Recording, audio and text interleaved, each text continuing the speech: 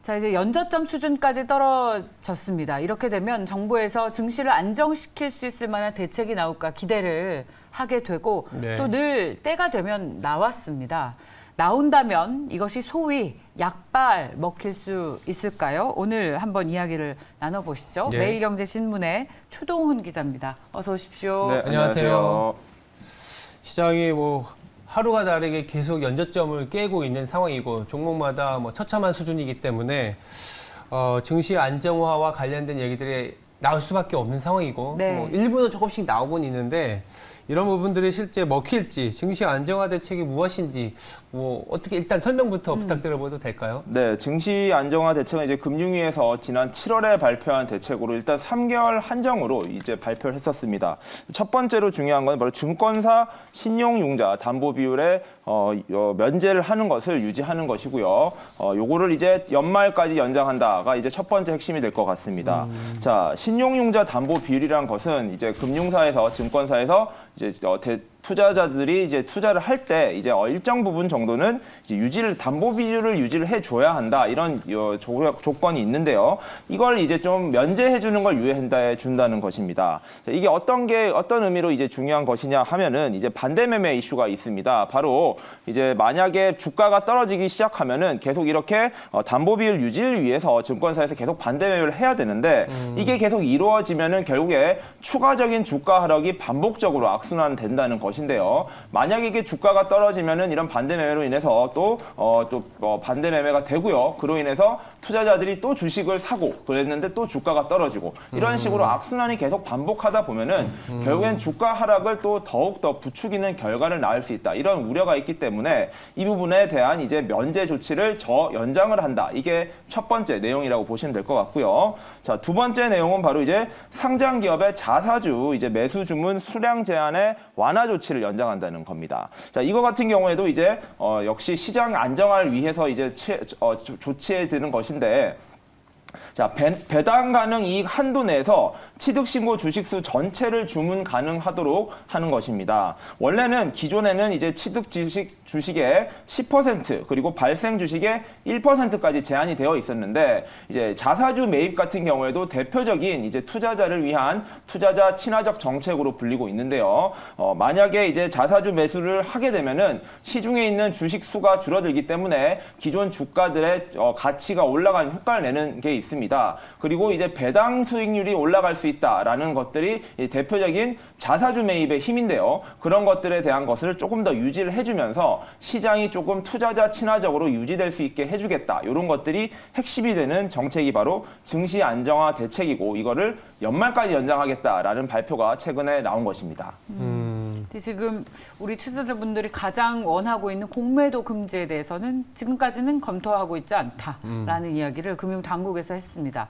자, 증시를 안정시킬 수 있을 만한 대책들 여러 가지 설명을 해주셨는데 과거 사례를 보면 이게 실제로 효과가 있었습니까?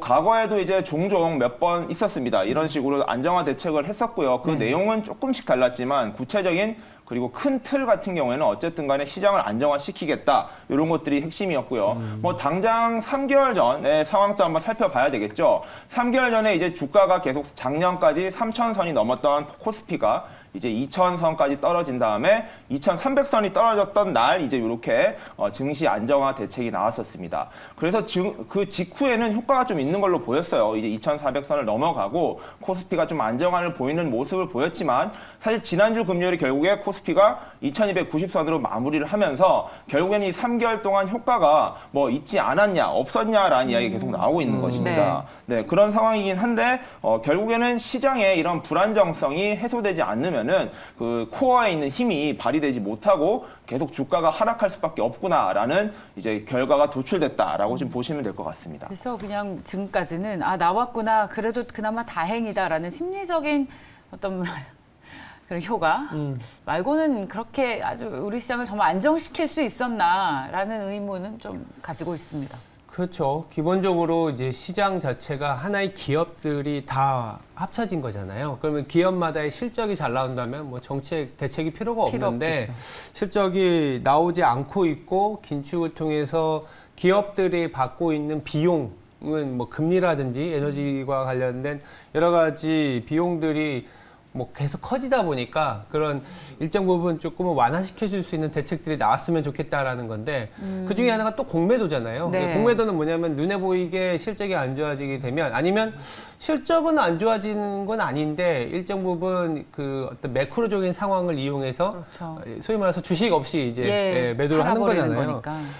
더 하락하다 보면 공매도 외기가 물론 지금 당국은 뭐 계획이 없다라고는 하지만 예. 공매도 외기가 나올 수밖에 없는데 예. 공매도 같은 게 나올 수 있는지 그만큼 강한 대책. 아니면 뭐 추가로 어떤 다른 대책이 연장이 될지 그런 전망은 좀 어떻게 보고 계시나요? 네, 시장에서도 아무래도 지금 시장이 뭐 대책이라고 나와봤지만 지금 방어적 대책, 사실은 시장을 조금 더 지키는 대책이지 않냐, 좀 더 올리는 대책이 나와야 되지 않냐, 이런 식의 이야기가 나오다 보니 나오는 이야기가 대표적으로 이제 공매도 금지 그렇죠. 이야기가 나오고 있습니다. 네. 사실 이 이야기는 2020년 이제 코로나 사태가 터진 이후에도 공매도 금지에 대한 요구는 계속 개인 투자자들 중심으로는 이야기가 많이 나왔었는데요. 근데 이게 어쨌든 간에 이제 금융 당국이라든지 전문가들의 의견은 공매도 금지라는 건 어쨌든 간에 기관의 이슈일 가능성이 크고 개인 투자자들이 이렇게까지 해서 영향을 미칠 가능성은 적다라는 이유로 공매도 금지에 대해서는 사실 부정적인 의견 그리고 아직 이야기할 게 아니다라는 것이 나왔었는데요.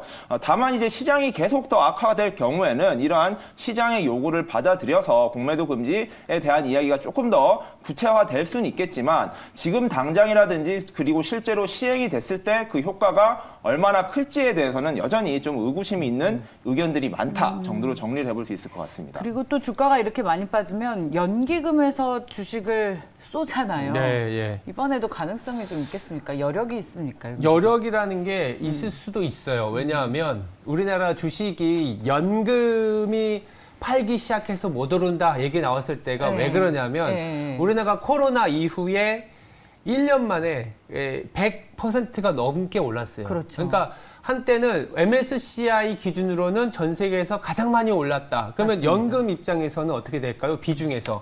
코스피, 한국 비중이 높아지는 거죠. 자연스럽게. 네. 근데 한국의 주식이 내가 연금 입장에서 그냥 마냥 앉아 있었는데 하락을 하고 거기다가 비중을 주는 과정에서 하락폭이 더 깊어지면 자산 배분 상황에서 비중이 어떻게 됐을까요? 줄어들었을 거잖아요. 예. 그럼 자연발생적으로 올라가게 됩니다. 무슨 말이냐면 비중을 더 실어야 되는 거죠.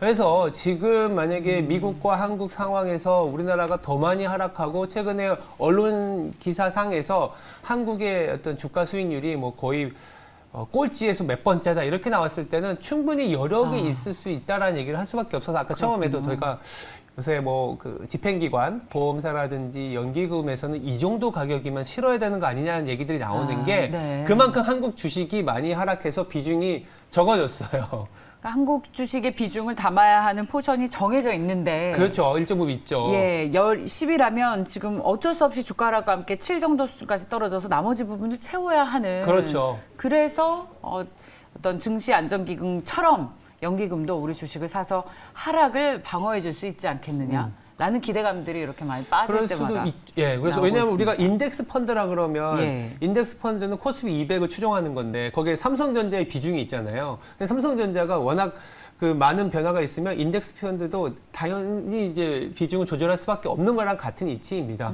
그런 상황에서 이제 연기금에 대한 또 투자자분들의 매수를 또 기대하는 심리도 조금은 더 커지는 국면으로 가는 거 아니냐라는 생각도 듭니다. 그렇게 보니까 이제 마지막으로 우리가 바라보고 있는 거는 그거죠. 자, 연기금이 사든 뭐 네. 정부의 어떤 그 대책이 나오든 아니면 너무 하락을 많이 해서 이제는 좀 이런 기업은 이제 바텀 피싱을 해야 되는 거 아니냐라는 얘기가 나왔을 때 수혜를 받을 수 있는 기업들이 있을지 이런 게 참 결국엔 뭘 사야 될지에 대한 고민이잖아요.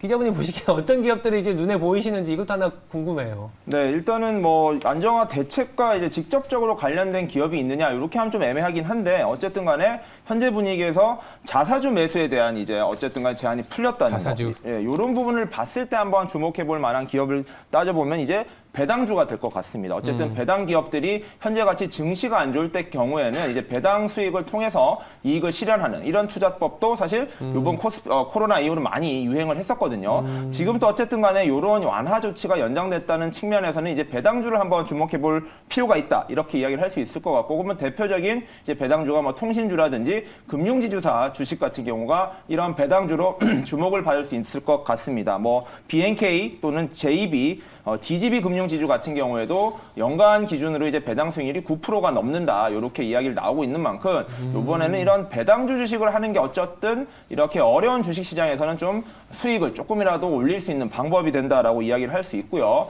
또한 이제 ETF 상품 중에도 고배당주 ETF가 있습니다. 그래서 그러한 고배당주 ETF도 한번 살펴보시면 이 배당주 투자적 측면에서는 긍정적인 효과를 낼 수 있다라고 좀 이야기를 드릴 수 있을 것 같습니다. 금융주들이요, 실제로 지난 주말 우리 시장 그야말로 폭락할 때 상대적으로 좀 선방하면서 네. 금리 인상에 대한 수혜주로 거론이 됐는데, 근데 사실 이런 국면에서 10년물 금리가 10년 만에 가장 높은 수준까지 오르고 미국 시장을 기준으로 이런 상황에서 진짜 금리 인상의 수혜를 정말 금융주가 받을 수 있는 것인지 그런 의문이 좀 있습니다. 그리고 그렇죠. 배당주. 지금 우리나라 네. 국고채 3년물이 지금 4.2%를 넘어가기 때문에 연동이 배당주도 되니까. 사실 뭐 단순히 비교하면 국고채 3년물보다는 넘어야겠죠. 4% 그러니까요. 이상의 배당 수익률. 근데 네. 이제 조금씩 찬바람이 불다 보면은 우리나라는 12월 결산이 많다 보니까 연말로 갈수록 배당에 대한 기대는 높아지는 국면인 건 맞아요. 그래서 금융주 같은 경우에는 금리 올라가면서 이제 순이자 마진이 높아지는 것보다는 0.2배, 0.3배의 어떤 주가 수준에서 12월 한 달 동안은 이제 배당으로 간다. 근데 아직은 좀 기간이 남아있긴 하지만 조금씩 그렇죠. 이런 정부 정책으로 인한 효과에서 배당이 그래도 정부 정책의 효과를 받을 수 있다고 하면 좀 눈에 들어올 수 있는 종목들이 있죠. 들어올 수 있을까요? 시장이 어려울 때 배당주는 배당보다는 일단 주가가 올라야 되는데 배당 4% 주는 것보다 주가가 더 많이 빠지면 배당주로서 의미가 없지 않습니까? 그렇죠. 할 말이 없죠. 근데 이제 워낙 0.2배 예. 이게 되면 거기서 하락할 수 있는 룸이 워낙 없다 보니까 예. 배당이 지금 7에서 어떤 기업은 뭐 9% 이릅니다. 어디죠? 9%의 배당을 주는 기업이? 9%까지 나오는 기업들이 있어요. 워낙 주가가 하락하다 그런 보니까 기업은- 시가 배당률 때문에. 네. 네. 알겠습니다. 알겠습니다. 자, 증시 안정 대책의 수혜를 받을 수 있는 기업, 금융주. 네. 예, 잘 그리고 얘기해 주신 배당주 것 같아요. 얘기를 해주셨습니다. 이 정도 선에서 마무리를 지으면 되겠습니까, 기자님? 네, 될 것 같습니다. 네. 자, 왈과 wal부 네네, 맞죠? 네네. 여전히 글을 쓰고 계시죠? 네네, 유튜브도 하고 있고요. 계속 아, 하고 있습니다. 그렇습니까? 많이 시청해 주셨으면 좋겠습니다, 여러분들께서. 네. 고맙습니다. 매일경제신문의 추동훈 기자였습니다. 고맙습니다. 네, 감사합니다.